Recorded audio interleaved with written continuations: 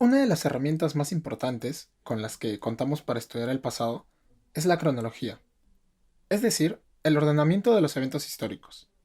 Para ello se establecen una serie de periodos con los cuales es más sencillo estudiar y analizar los procesos históricos, además de permitirnos conocer los sucesos contemporáneos de diferentes partes del mundo. Así es como sabemos que durante la Edad de Bronce tardía en Medio Oriente, entre los años 1500 y 1200 antes de nuestra era, se establecieron importantes relaciones comerciales entre los reinos mesopotámicos, el Egipto del Reino Nuevo y los reinos micénicos de Grecia, al mismo tiempo que los olmecas construían sitios como San Lorenzo la Venta y elaboraban sus conocidas cabezas colosales de piedra durante el preclásico mesoamericano. La dinastía Shang, la primera sobre la cual tenemos registros escritos gracias a los huesos oraculares, gobernaba China, y en la India inicia el periodo védico, luego del abandono de las ciudades de la cultura del Valle del Indo. ¿Qué sucedía en los Andes? Pues durante esta época se construyeron importantes asentamientos como Sechinalto en Casma y Huaca la Florida en Lima. ¿Y cómo se conoce esta época? ¿Qué nombre tiene? Ahí tenemos un pequeño problema, porque algunos investigadores conocen este periodo como formativo temprano y otros como periodo inicial. Y quizá hayan escuchado otros nombres como formativo tardío, desarrollos regionales, horizonte, intermedio temprano y muchos más. De la misma manera que la cronología egipcia de reinos intermedios o que la secuencia de dinastías chinas, estos periodos nos permiten ordenar el pasado precolonial y es importante conocer qué significan, el porqué de la elección de estos términos para comprender la historia andina. Mi nombre es Sergio Sáez y empezaremos esta nueva temporada de Más de 200 hablando sobre las cronologías andinas.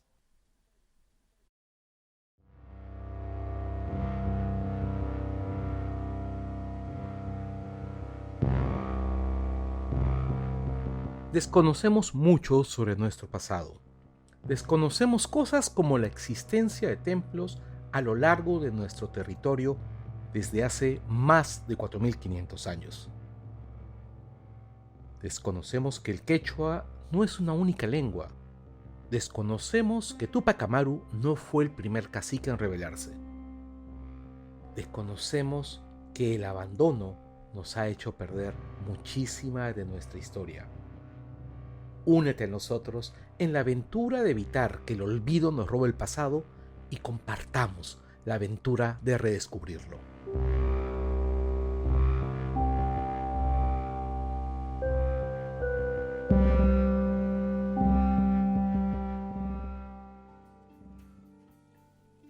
La primera cronología propuesta a partir de las evidencias arqueológicas fue la de Max Zule, a inicios del siglo XX. Esta fue planteada a partir de los resultados de las excavaciones que realizó en diversas partes del Perú, como es el caso del sitio de Moche, en donde encontró evidencias de una cultura anterior a lo que en ese entonces llamaban Tiahuanaco, y que hoy sabemos que era Huari, a la cual se le suma la cerámica de sus excavaciones en Ica, a la que denominó Protonasca. Estos datos le permitieron identificar un periodo de gran desarrollo cultural anterior a Tiahuanaco, que en ese momento era la cultura desarrollada, entre comillas, más antigua que se conocía. A estos descubrimientos, Ule le agregó sus excavaciones en Pachacamac, sitio ubicado dentro de la actual ciudad de Lima, en donde encontró una serie de estilos cerámicos a los que llamó epigonales, y que eran posteriores al material tihuanaco y anteriores a la presencia inca. De sus excavaciones en los conchales de la costa central, es decir, de los basurales dejados por los pescadores y marisqueros, tomó las evidencias de pescadores primitivos, y así pudo completar su secuencia de 1910, separándola en los siguientes periodos. Pescadores primitivos, luego Protochimú y Protonasca, luego Tihuanaco, luego estilos epigonales y finalmente Imperio Incaico. Esta secuencia se ha mantenido casi inmutable a más de 100 años de su publicación. ¿Me podrían decir, acaso la arqueología no se actualiza? De hecho, sí lo hace. Ahora sabemos que lo que encontré en Pachacamac, como había mencionado, era Huari y no Tihuanaco, que por un periodo la cultura mochica y la Huari fueron contemporáneas, y que entre los pescadores primitivos y Moche existieron varias culturas. Pero la secuencia como tal sigue siendo correcta. En esta propuesta Ule plantea dos horizontes cronológicos, el Tiwanaku y el Inca, que permitían establecer sincronía entre lugares distantes. Estos horizontes cronológicos se referían a un periodo de tiempo en el cual se compartían muchos elementos culturales en diferentes regiones. Años después, Alfred Kreber afinó la secuencia e incorporó la recientemente descubierta cultura chavín. Tenemos entonces que desde muy temprano se definieron tres horizontes principales: Chavín, Tiahuanaco e Inca. Para el año 1946 ocurrieron dos eventos de trascendental importancia para la arqueología peruana: la Mesa Redonda de Chiclín y el Proyecto Virú. De este último hablamos en nuestro episodio sobre los mochicas. La Mesa Redonda de Chiclín fue una convocatoria del Institute of Andean Research, el Instituto de Investigaciones Andinas, y Rafael Larco Joil, arqueólogo peruano. Los miembros del Proyecto Virú asistieron a la presentación de la nueva secuencia planteada por Larco a partir de sus excavaciones en la costa norte, y del análisis de la colección cerámica que tenía en su hacienda. La secuencia que propuso era la siguiente: precerámica, inicial cerámica, evolutiva, auge, fusional, imperial y conquista. En este caso la conquista española, cada una subdividida en inicial, medio y último. La propuesta del arco es la primera en plantear una secuencia basada en estadios. Es decir, ya no solo se estaba tratando con una secuencia de estilos cerámicos, sino que esta incluía interpretaciones sobre el desarrollo cultural, mostrando la evolución de una sociedad que se complejizaba cada vez más. Este trabajo influyó en los miembros del Proyecto Virú, quienes también plantearon su propia secuencia, pero que era válida para todos los Andes, a diferencia de la secuencia del arco válida solo para la costa norte. Es así que en 1949, Bennett y Eunice Bird publicaron Andean Culture History, en donde combinaron ambas aproximaciones, los horizontes y los estadios.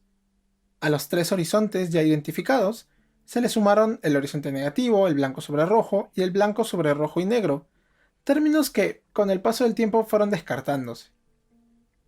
Estos horizontes se cruzaban con los estadios: cazadores, agricultores tempranos, cultistas, experimentadores, maestros artesanos, expansionistas, constructores de ciudades e imperialistas, cada uno representando una etapa de la evolución cultural.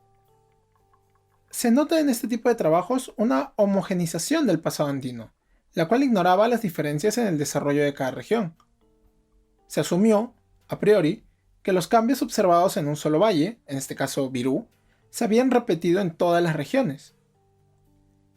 Personalmente quisiera resaltar que estas propuestas eran costeñocéntricas, por llamarlas de alguna manera, pues la sierra en ese momento estaba muy poco estudiada y solo se conocía en épocas puntuales en pocas regiones, como el Cusco, mientras que la gran mayoría, como Huánuco, Pasco o Junín, permanecían virtualmente desconocidas. La década de los 50 vio la realización de varias mesas redondas, en donde se discutieron cuáles serían los términos a utilizar. Conceptos como horizonte o formativo fueron debatidos y se fueron llegando a consensos. Y esto es importante porque si cada arqueólogo o arqueóloga comienza a nombrar de forma diferente un mismo fenómeno, entonces solo se crearían más confusiones. Para 1958 se publica Method and Theory in American Archaeology de Willey y Phillips. Este manual buscó establecer criterios para el análisis de toda la arqueología americana. En cuanto a la cronología, los autores plantearon el siguiente esquema que sería válido para todo el continente: lítico, arcaico, formativo, clásico y postclásico. En esta propuesta, también de estadios, se pasaba del poblamiento a los cazadores, los agricultores con cerámica, los centros urbanos y finalmente al militarismo.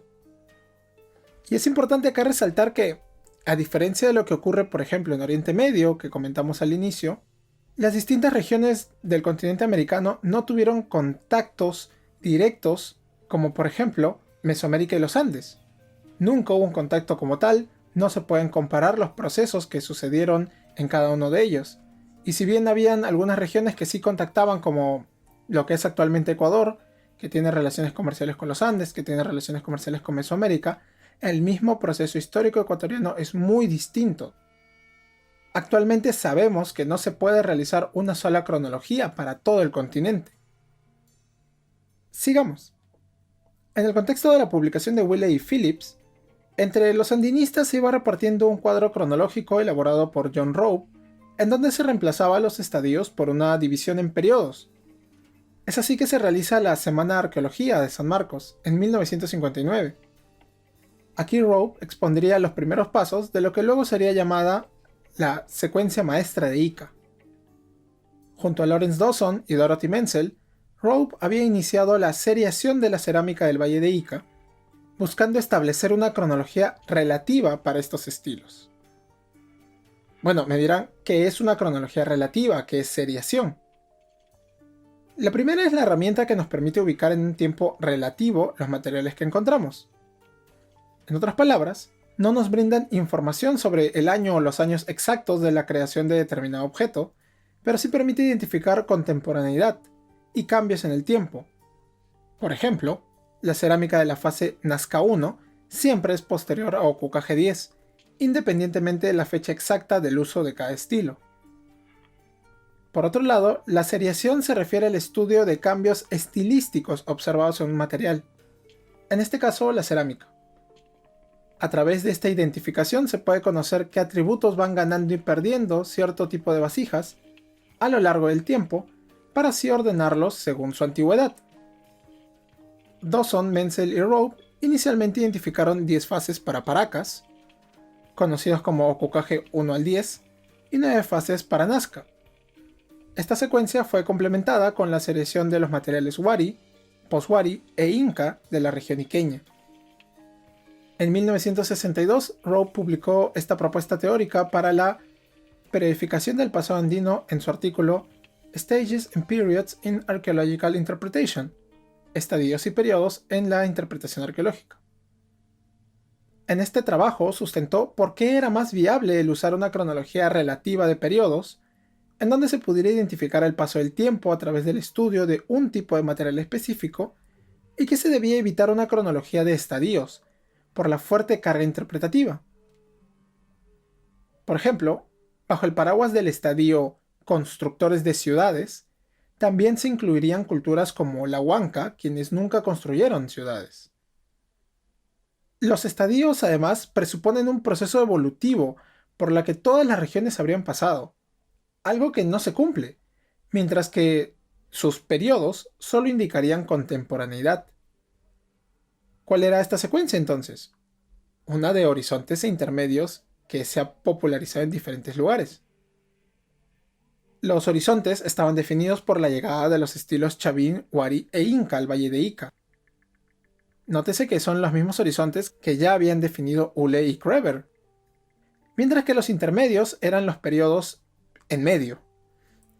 A esto le agregó un periodo inicial antes del primer horizonte y un largo periodo precerámico para completar la secuencia. Así es que tenemos los siguientes periodos: precerámico, desde el poblamiento hasta la aparición de la cerámica; periodo inicial, desde la aparición de la cerámica hasta la difusión del estilo Chavín; horizonte temprano, que es básicamente la difusión del estilo Chavín desde su llegada al Valle de Ica; intermedio temprano; horizonte medio, lo mismo que el horizonte temprano, pero con Wari; intermedio tardío; y finalmente el horizonte tardío, que es la difusión del estilo Inca. Estos periodos solo eran marcadores temporales. Ninguno de ellos asumía algún grado de desarrollo socioeconómico. Es más, debido a que estaba definido por el Valle de Ica, el horizonte medio no iniciaba con la expansión Wari, sino que iniciaba con su llegada a Ica. Esta propuesta permitió establecer paralelos con otras regiones. Por ejemplo, la tesis de Thomas Patterson se centró en el estilo Lima y puede establecer estos paralelos con las fases Nazca, y así incorporar la secuencia de la costa central a una secuencia andina más general. El cambio paradigmático fue enorme, tal como lo resume el arqueólogo e historiador Gabriel Ramón. No fue únicamente una reformulación teórica del método de clasificación, sino de su aplicación y contrastación intensiva. Se buscó anular todo sesgo evolucionista. en suma, de una forma distinta de formalizar, concebir el pasado.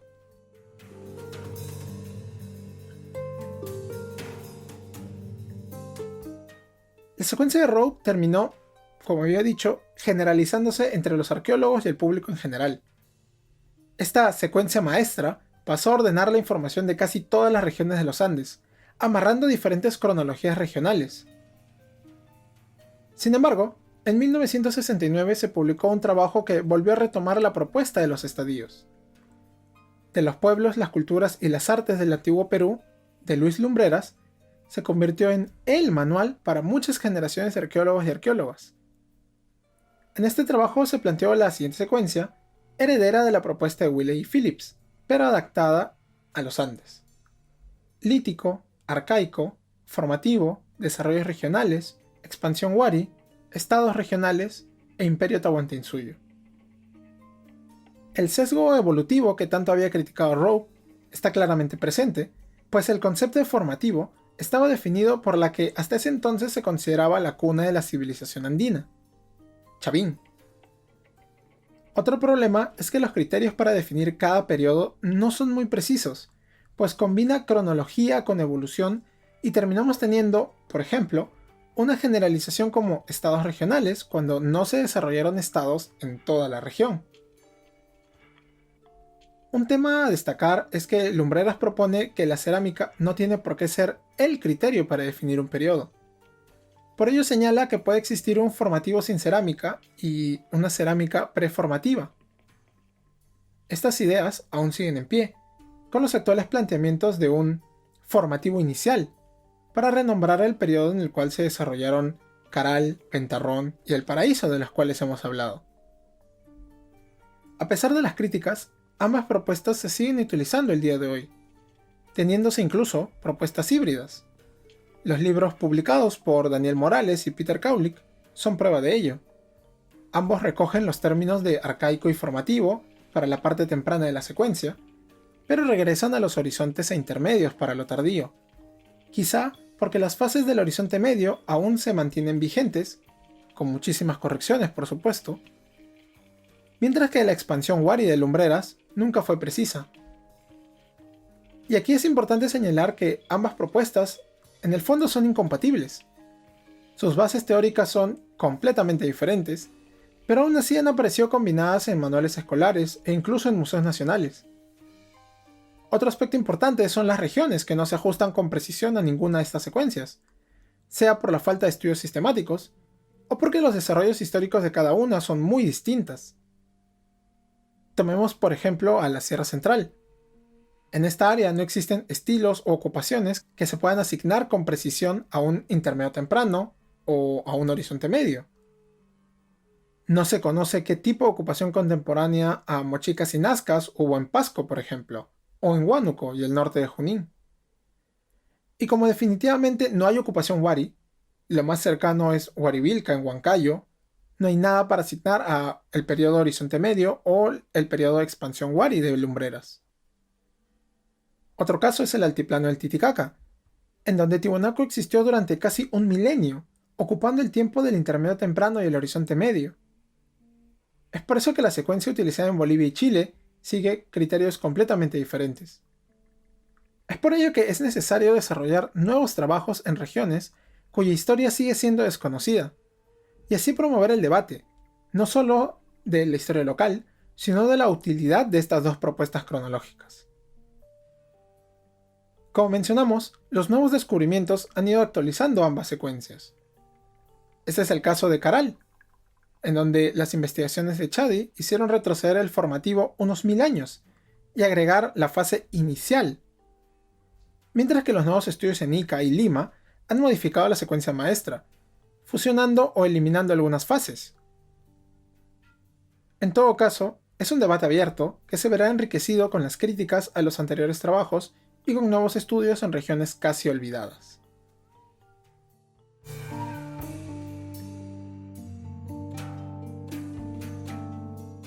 Muchas gracias por haber llegado hasta acá. Demoramos más de lo que pensábamos con la nueva temporada, pero nos alegra continuar adelante con este proyecto. Como siempre, Cualquier sugerencia para nuevos episodios, cualquier duda, comentario, cualquier crítica, nos la pueden hacer llegar en la caja de comentarios de iVoox, escribiéndonos en Twitter, donde estamos como @más de 200, o en el canal de YouTube. Sí, ahora el podcast también está en YouTube, aunque subiremos los episodios un par de días después que en iVoox y Spotify. Tenemos algunas ideas que queremos desarrollar en el canal, como algunos videos cortos sobre temas muy pequeños para dedicarles un episodio, o lanzando adelantos de los nuevos episodios por venir, así que dense una vuelta y suscríbanse. Les agradeceríamos bastante. Otro anuncio. Nos hemos abierto un Patreon. Para quienes no lo sepan, Patreon es una plataforma de mecenazgo segura y sencilla que permite apoyar a creadores de contenido, como nosotros en este caso. Como ya saben, este proyecto nació con la idea de contribuir con la difusión de nuestro pasado, sin llegar a ser demasiado denso ni abandonar la rigurosidad que estos temas requieren. Por ello le dedicamos bastante tiempo a documentarnos, a escribir y a grabar los programas, sobre todo porque queremos brindarles la información más actualizada para que estén al día con las investigaciones más recientes. El poder balancear el tiempo dedicado al podcast, nuestro trabajo y nuestras otras obligaciones, así como el poder adquirir los libros y trabajos más recientes sobre arqueología e historia, se nos está haciendo un poco complicado. Por eso pensamos que esta sería una buena manera en que ustedes, nuestros escuchas, puedan colaborar con el proyecto. Eso sí, los episodios seguirán saliendo de manera gratuita en todas las plataformas, iVoox, Spotify, YouTube, y también seguiremos haciendo algunos hilos cortos de Twitter. Incluso pensamos en desarrollar nuevo contenido, programas más largos dedicados a biografías o dedicados a debates en la disciplina, quizás. Ya veremos cómo evoluciona el proyecto. Dense una vuelta por la página de Patreon buscando más de 200 podcasts de historia andina, como no podía ser de otra manera. Hay distintos niveles de apoyo desde $1. Y bueno, agradeceremos cualquier contribución. Antes de irme quiero dejarles la bibliografía del episodio para que ustedes mismos puedan profundizar más en el tema si así lo desean. En este caso la mejor fuente de consulta es el artículo de Gabriel Ramón, Periodificación en Arqueología Peruana, Genealogía y Aporía, aparecido en el boletín del Instituto Francés de Estudios Andinos número 34.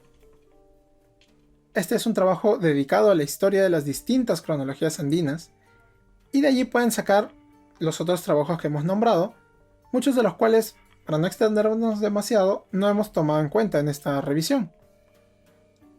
Y bueno, antes de cerrar, quería aclarar que en este podcast vamos a usar principalmente la secuencia planteada por Luis Guillermo Lumbreras, de arcaico, formativo, desarrollos regionales, con las actualizaciones del caso, así que los periodos serían: periodo arcaico, desde el poblamiento de los Andes, empezando entre el 10.000 y 8.000 antes de nuestra era, hasta el 2500 antes de nuestra era.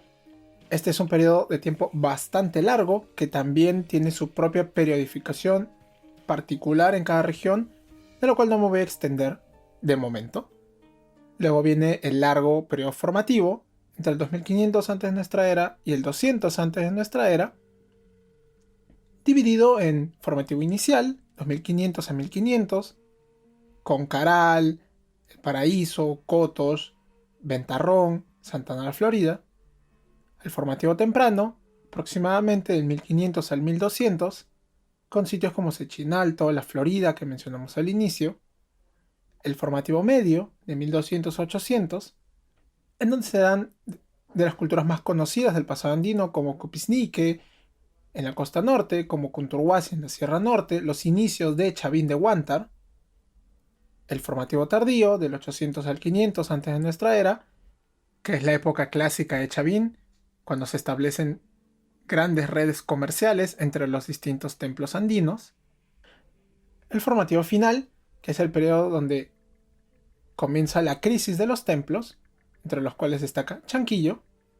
Luego vienen los desarrollos regionales tempranos, del 200 antes de nuestra era hasta aproximadamente el 600, donde se desarrollan culturas conocidas como Mochica, Nazca, en la costa, en donde empieza el desarrollo de la larga tradición cajamarca en la Sierra Norte. de Recuay en Ancash. A partir del 600 empieza la expansión del Imperio Wari hasta el año 1000, pero que convive con muchas de estas culturas como Mochica, como Recuay también, hasta que colapsan hacia el año 800 de nuestra era, y empiezan las nuevas culturas como Lambayeque y Chimú, que definen el periodo de desarrollos regionales tardíos, hasta la conquista inca de las diferentes regiones, recordando que su expansión fuera del Cusco es bastante rápida y bastante tardía, mientras que la consolidación del Estado en su propia región empieza durante todo este periodo de desarrollos regionales tardíos, más o menos a partir del 1100. Y bueno, la época final es el Tahuantinsuyo con el dominio inca de todos los Andes centrales, llegando hasta Ecuador, Colombia por el norte y Chile, Argentina y Bolivia por el sur. Esto sería todo por este capítulo. Espero seguir con ustedes a lo largo de toda esta nueva temporada. Ya tenemos varios episodios programados y continuaremos con algunas series como la historia de Cerro de Pasco y las guerras andinas. Muchas gracias por escuchar.